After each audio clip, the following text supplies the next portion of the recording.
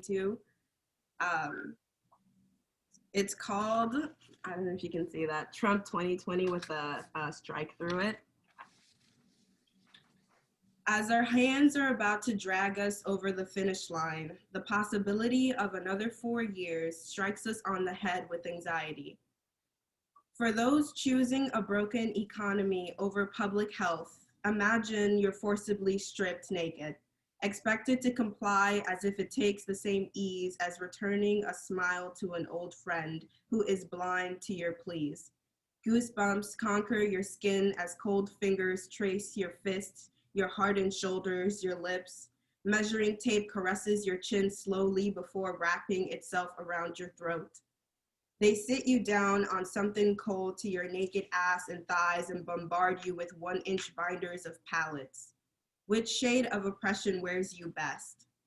No one stops to ask you if you agree with the color choice, the shade, if you think it matters. It is expected, as if it isn't some newly written lie molded into truth with common sense left to harden over centuries. You're dressed in ill-fitting garments made of mismatched cloth and shoved into a dimly lit runway. The aged audience claps and you beg, is this who we are? Is this what we represent? Who are we when ideas are sewn into our skin? Needle pulling threads of strung up alternative facts. Who are we when lies govern which air we breathe and what water quenches our thirst? Who are we when our zip code determines the quality of our children's education and their likeliness to end up behind bars?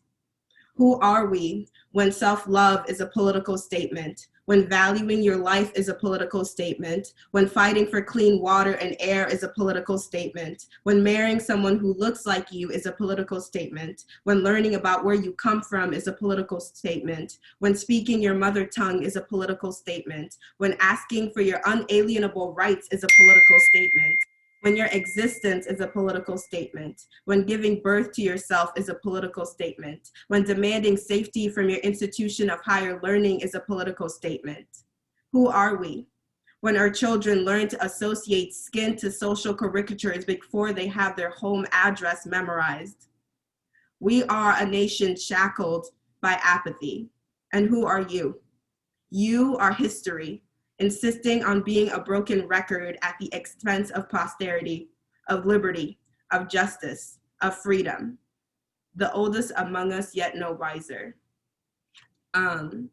So just some like background stuff. I've totally like halfway through, I was like, I gave no context whatsoever. The prompt for 22 under 22, like the original prompt was, what is something that you want to say to the older generations? And so that was the prompt for this poem.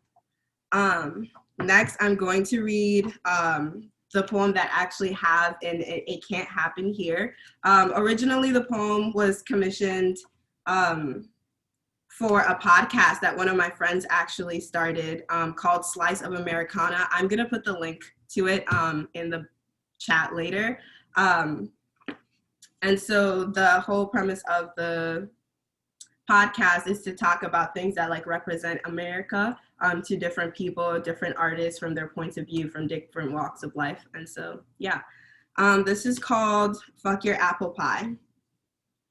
In 2006, a Minnesota wind greeted me, along with immigration services, and howled, the Star-Spangled Banner.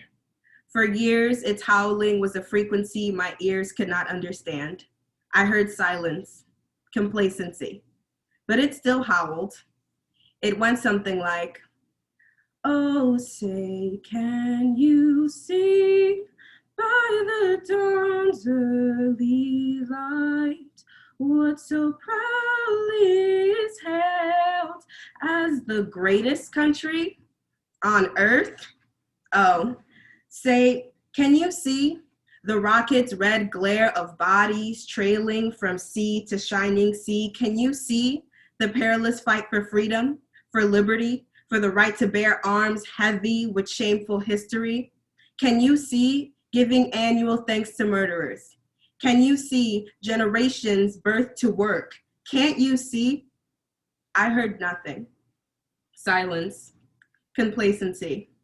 And every day I would stand up and pledge allegiance to the flag of the United States of America and to the stolen land on which it stands, one nation built on the back of my enslaved ancestors, divisible of hell with liberty and justice for none.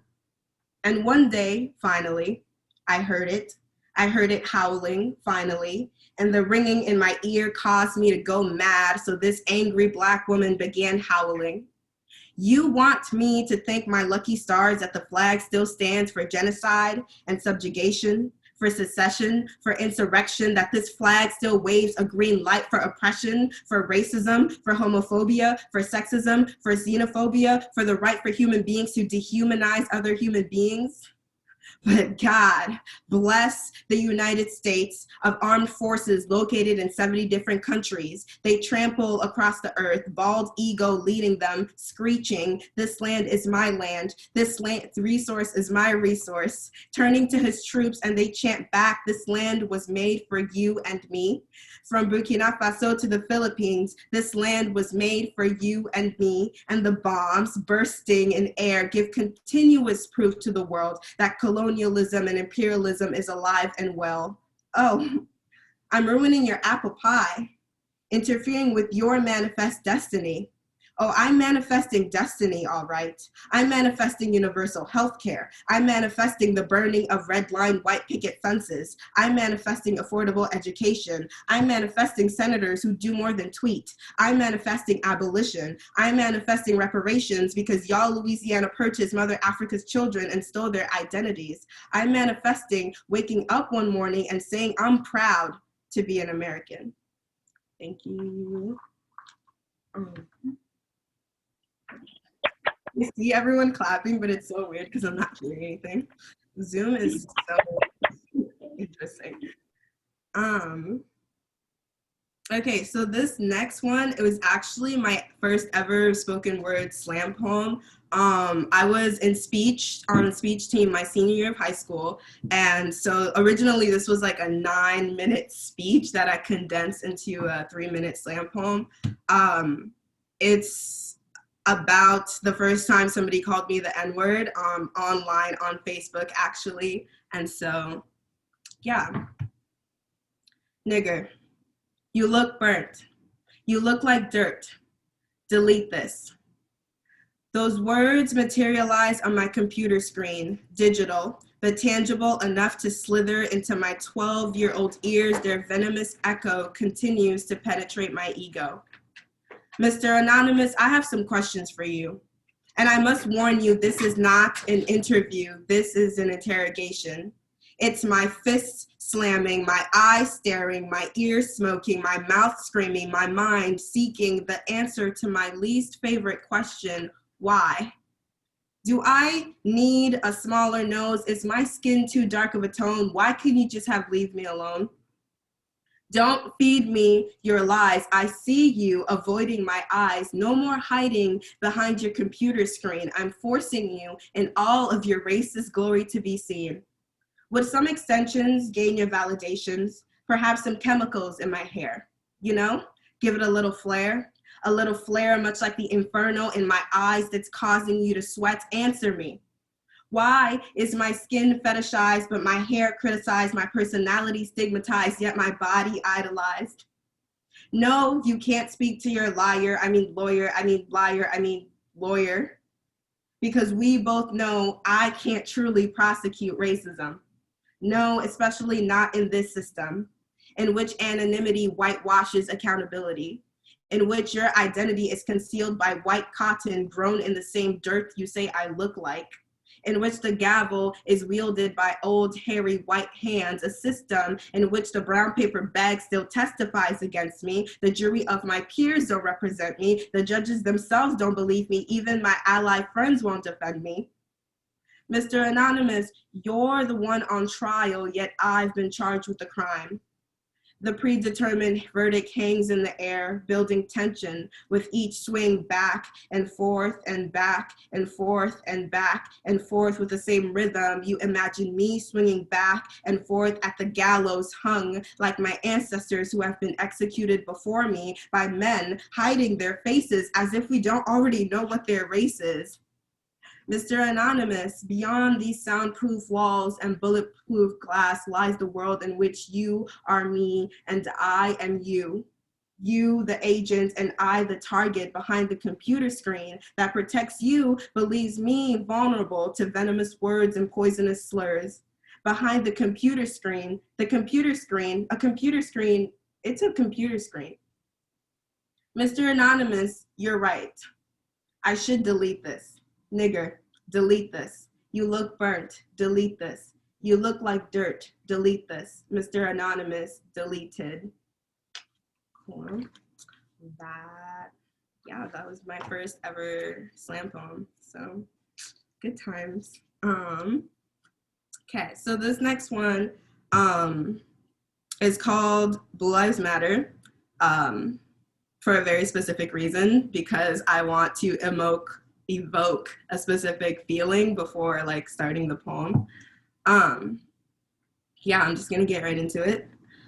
Black gets stabbed, blue gets a tear. Black bleeds, blue does not. Blue loses job, black loses life. Blue is fabric, black is my skin. Blue is unalive, Black Lives Matter. I say Black Lives Matter, and Mr. Privilege replies, so does Blue. He's got a business, a wife, a daughter, and a son. I say my life matters, and the good cop replies, yes, it does, and I will do everything in my power to protect and serve you, to protect you from the bullets and keep the blood pumping through your veins. I always wonder about you, good cop. I wonder where you are. And yes, I'm aware that you exist, and I know the media doesn't pay you any attention because frankly, doing your job correctly is not newsworthy, but where are you? Where are you when my brothers are being racially profiled? Where are you when my sisters are being targeted? Where are you when we need you to report dangerous and aggressive behavior? Where are you when we need you to keep your peers in check? Because somehow only bad cop arrives at the scene and somehow he gets flustered, somehow he forgets his training, somehow he panics, somehow he reaches for his gun instead of his taser, somehow he aims, and somehow the target is always father or brother or sister or me. Bullets more numerous than the years to our lives kiss us with America's love for peace and law and order, and our bodies fall to the floor so that Mrs. Privilege can fearlessly swing her purse under the protective eyes of her mailman, her pastor, and her president. And they're singing, this land is your land, this land is my land, and they won't let us sing along, so please talk to them, good cop, speak. Speak of my brothers and sisters that are shackled by the slave master named fear. Remind them that Philando Castile too had a job, a girlfriend, a daughter. Sandra Bland was a hard worker. Jamar Clark loved his mother. Tamir Rice loved to ride bikes. Remind them that mothers don't sleep without praying to God that their sons and daughters make it home without being shot, because black gets stabbed, blue gets a tear. Black bleeds, blue does not. Blue loses job, black loses life. Blue is fabric, black is my skin. Blue is unalive, Black Lives Matter. Cool. Okay, thank you. So I have two more, because I write about other things as well, besides, Blackness. This one is called Audacity 2, because there's an Audacity 1. I'm bad at titling things, honestly. So a lot of things are untitled, and so I have to pick something. So yeah. It's pathetic, you see, to take the soul you've been gifted and triple belt yourself into the ill-fitting jeans of my love. Loose. You, an umber Band-Aid on wounds too great for your stitching. Blood wears down your elasticity, yet you deny an inevitable peeling. I am in need of infinite stitches, and you are a small layer of antibiotic wrapped in his gaze, which, if it makes you feel any better, will also be removed and disposed of. I am a series of slashes and burns, broken bones and infections. It is foolish to deem yourself my sole caretaker. Foolish to roam the earth with a piece of puzzle moaning to be consumed by the whole damn thing. Life is too long to deny yourself clarity. Wipe your glasses. Um, and so this one is called Resentment. And the men in resentment is in parentheses for a specific reason. When I do title things, like I have a very specific title in mind, like probably before I start writing the poem, which is like weird. But yeah. The abandonment wound on my psyche throbs.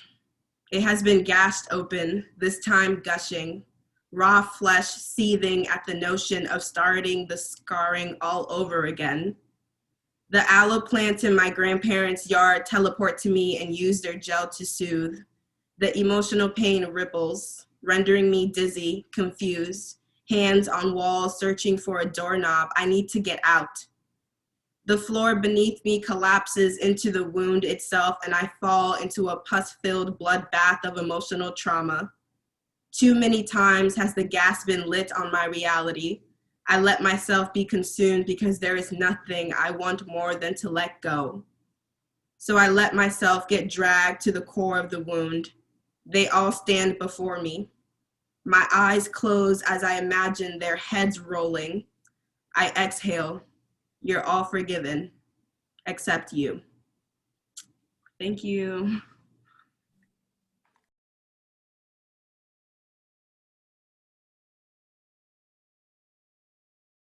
So the first one is called The Struggler Story. I want to break free. I want to let loose. Show the world what I see, and they'll be sipping like juice. Put the pricky pen to paper, let them feel my story. And here, you're a savior with all your guts and glory. The novel in me wants to let go. If you only could see and knew what I know. I can't let you free. I'm sorry, little paper. The inker's in the trash. I save the blank lines for later. The novel in me screams, then my brain catches fire. I hear it in my dreams every time that I'm tired. So now I stay awake, for sleep is overrated. My body's like cake that's been outdated. And I wanna like tell a backstory, but I really don't want to because I feel like the best part about art is just letting people, believe what they believe. So this one's kind of more straightforward, but yeah. Um, And then this one is called like Father Like Son. And so I wanted to try to put a story inside of a poem, kind of linear. So this was what I came up with. Hopefully it's funny. I don't know. We'll see what happens.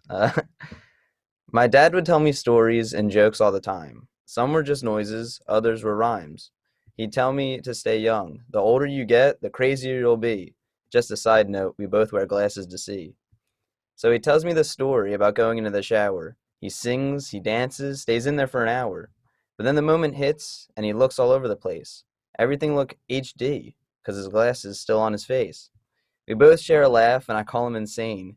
Your glasses were on the whole time? I hollered with Fane. He nods his head like an ankle that's sprained. Just wait till you're older, it'll happen to you. My laugh's so loud, you don't have a clue. Years fly by and I hop in the shower. My music was low, so I made it louder. How is it possible that I can see the water droplets? And just like that, I was no longer the opposite. As my hands move upward, I'm stuck in the space. I feel like a fool because my glasses are on my face. So that one's actually a true story, which is kind of makes it funnier.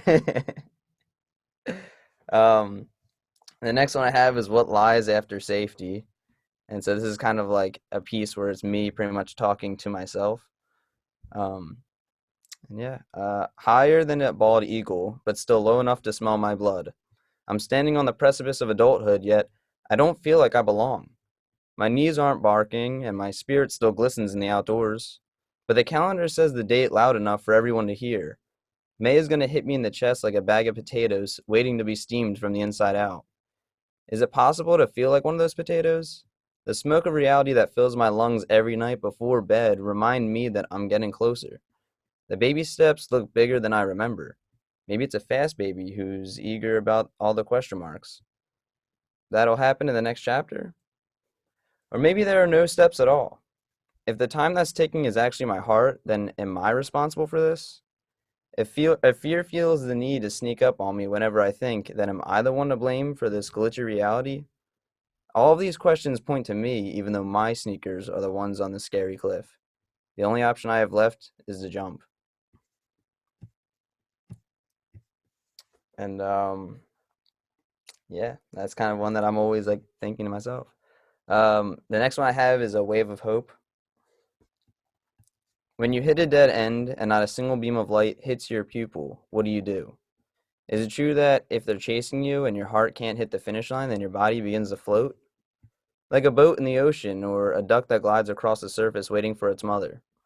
When I see luck on the edge of the abyss, I don't run away from it, scared of what's going to happen down there. Uh, I don't even try to grab it. I just observe its beauty. I watch as it gleams at the top, trying to inhale just a little bit to breathe. It's not greedy, it just wants to stay alive. Would you squeeze the sparkle of luck until the pot runs out? Or glance at its glitter and hope that it chooses you as a partner? And then the next one I have, this one's actually one of the only ones I believe is like really, really serious. So I'm gonna compare that to Rosemary's, but that not as good. But this one's called A Bleeding Heart. You stare.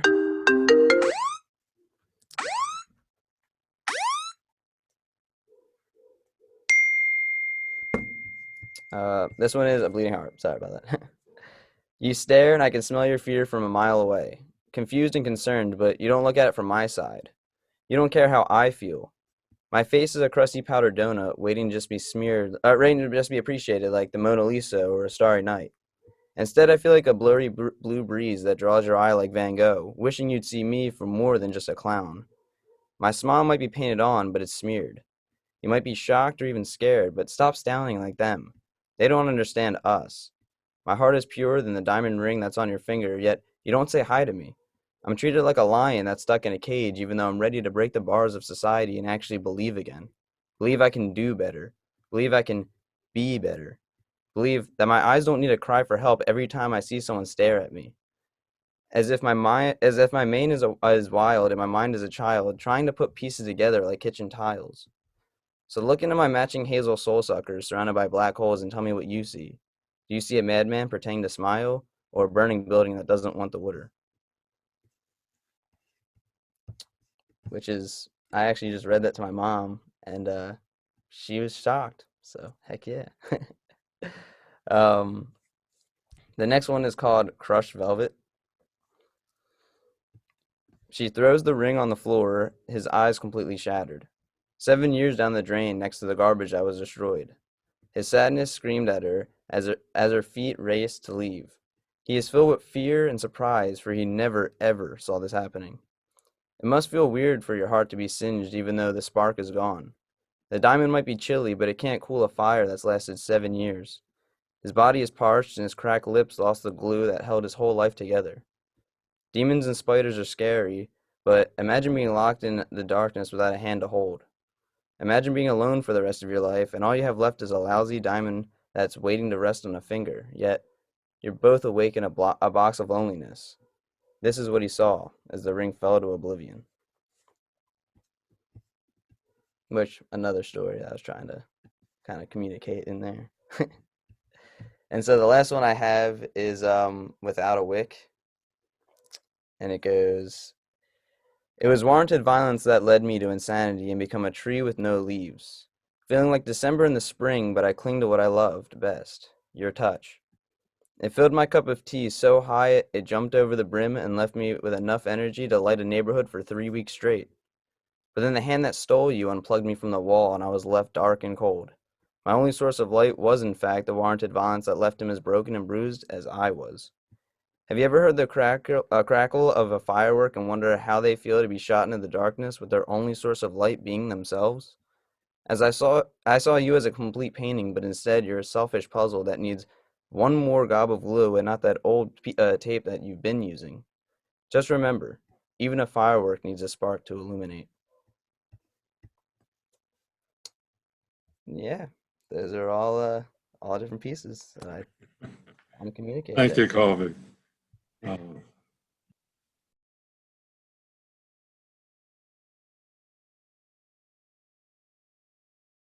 Very excited. I also want to read some poems that I have never gotten a chance to read to an audience before. And unfortunately, I couldn't print out my poems, so I'll be committing the cardinal sin of reading from my phone. But This poem is called Obad. As nature's heads awaken, I hold my desire by the sacrifice, morning, florets in the light of solitude, sunshade emeralds crown the cynic eye, the overlawn of songbirds drawn endless to new sites for lovemaking, wings flitting with their wants in the open.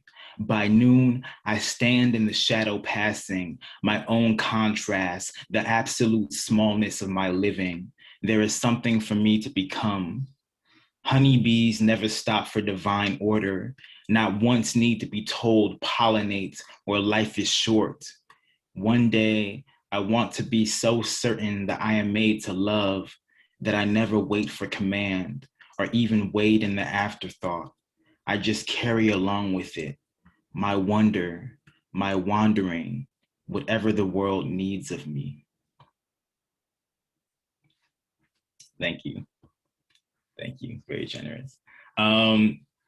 Yeah, so this is another poem that I have not gotten to read, and this is it's based off of my interest for the story of Narcissus, and I think Narcissus as a mythological figure, as far as mythology goes, is pretty misunderstood because there's the common misperception that he was so in love with himself, he was so enamored with himself that when he saw his reflection, he was just like shocked or in awe, and he he fell into his own arrogance essentially.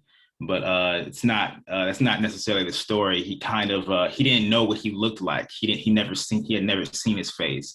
So when he saw his reflection, he thought he was looking at another human being, and he fell in love with the intimacy of looking at another human being and having a gaze of mutual affection. So this poem is called Black Narcissus, and it's kind of about that intimacy. You would never understand the bounds of my love until you have been marked for death.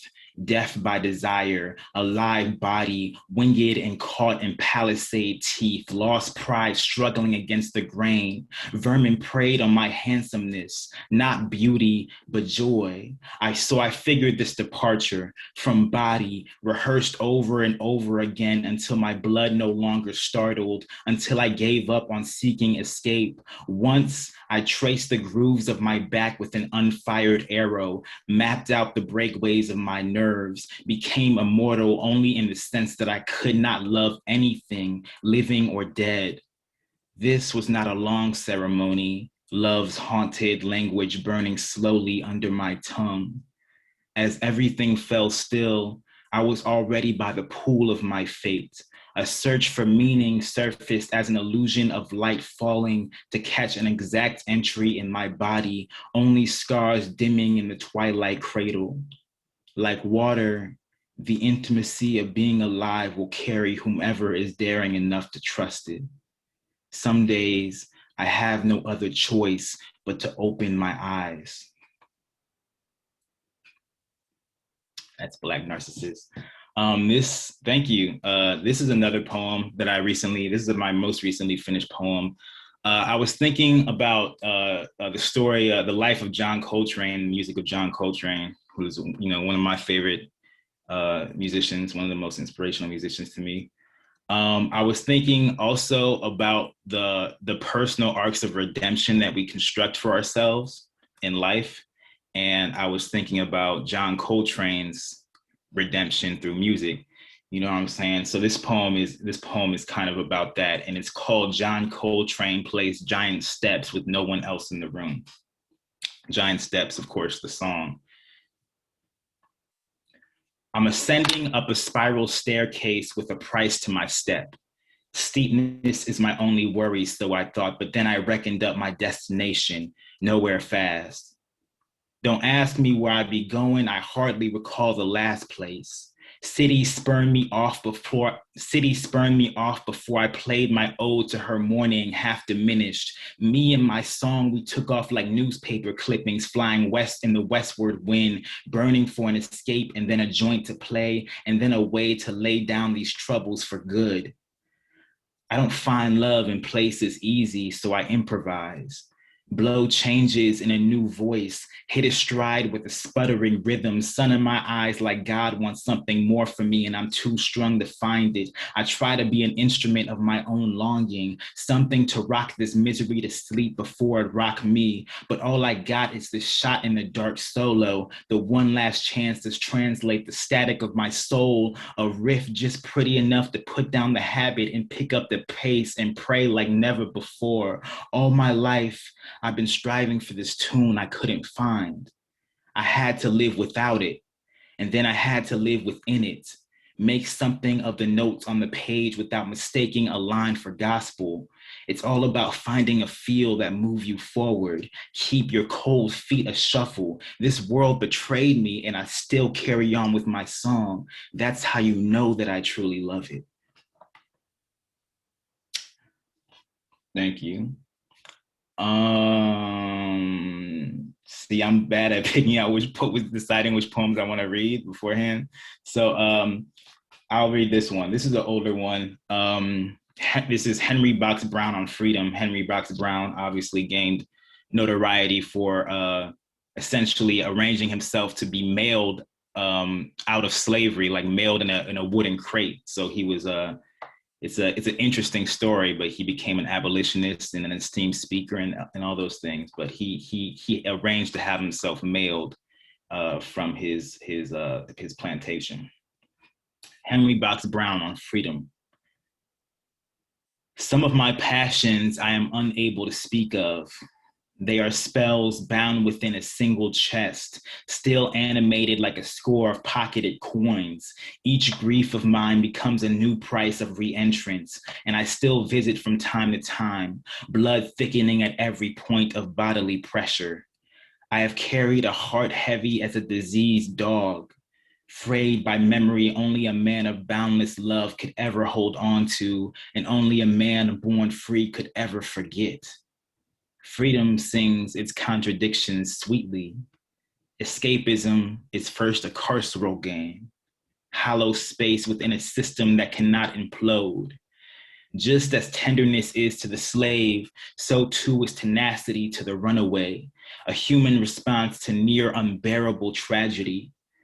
Our struggle to get free is a self-taught element of nature, impure as every ingrown bone that Darwin can count between space, narrow as each trunk-length cell in revolution, our desire for blushlight, our will to see life again tomorrow. And so that's one. I think I'll read just two more, if that's okay. And this one, excuse me. This one is a love song redux. Maybe I am not in love with everything after all. I just can't bring myself to love whatever swallowed whole that brave-breasted meadowlark perched from my window edge this morning. But I can't not love it either. The thing about hunger is that it feels too much like emptiness. Bravo, good assassin. Any way you look at it, I was bound to rehearse the fine strings of this sorrowscape, plain as day crusting over the overlatched door, the tiny glass reflecting chimeras of flickering light through the halls I last wept, the charming spring of scented candles I lit expecting visitors that never came, the miasmic funk of heavy plumage, but I am not a hopeless romantic. My heart keeps beating and breaking and healing a shameless dance. I am more honest than you may think, and maybe even the lark would agree. I have made good on all my promises, and I promise I have made good on all my celebrations. They all begin with the rebirth of everything I have ever loved, the dew of leaves, the morning songs of birds again. So, thank you. I'm just gonna read this one last poem. This is an older one. And it's inspired by Mr. T, who I'm really interested in for some reason. Just and it's called Mr. T on Why He Wears So Many Gold Chains. Really, I pity the fool that lived like me, wrapping my hands into any shape other than a fist just to prove my worth, and still no one sees the difference till I swing them wildly, till I nearly collapse into the bloodthirsty monster of myself. Really, it ain't a man alive that know the real Mr. T. Only the showmanship, invisible manhood, the temper flustering into a tantrum of blind fury, the untamed beast in me raging for revenge. I done lived a life before they quivered to the sound of my name, knelt before idols that could not love me back, pledged allegiance to anything I couldn't destroy, beloved by only the sorrow I held captive in my heart until I could hear it speaking back to me. It ain't a man alive that know the real Mr. T.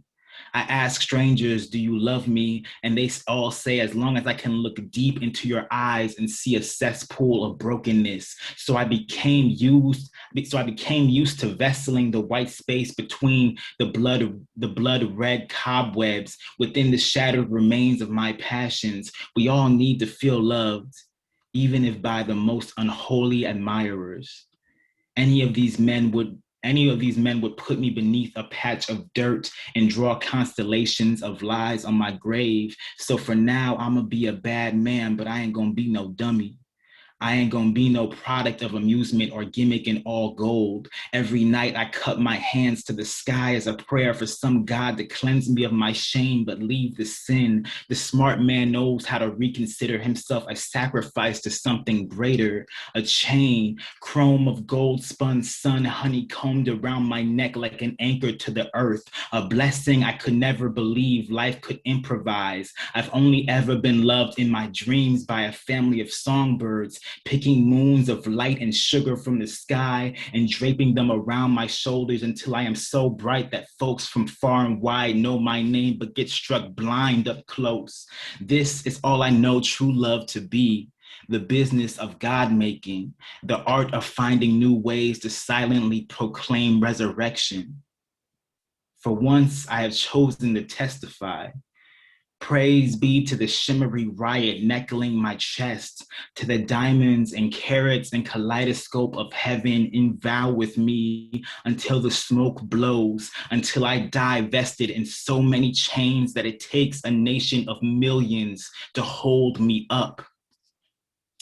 Thank you. That's my last poem. Thank you.